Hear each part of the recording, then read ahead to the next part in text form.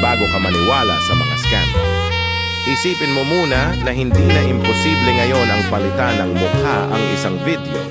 Bakit mga artista ang madalas na target? Dahil marami silang litrato sa internet na maraming anggulo na kakailanganin para sa pagpalit ng mukha.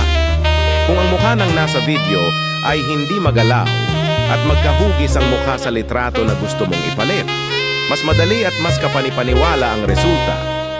May isang video dito na sinadya kong hindi itugma ang video at ang litrato. May pagkakataon na nagbabago ang mukha. Napapansin mo ba?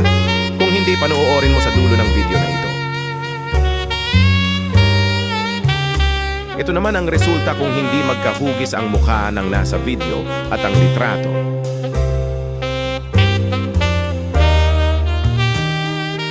Kahit walang like at subscribe, paki-share lang ang video na ito para malaman din ng iba.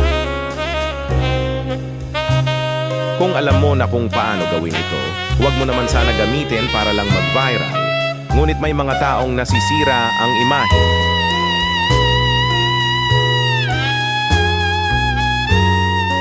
Tingnan mo sa slow-mo.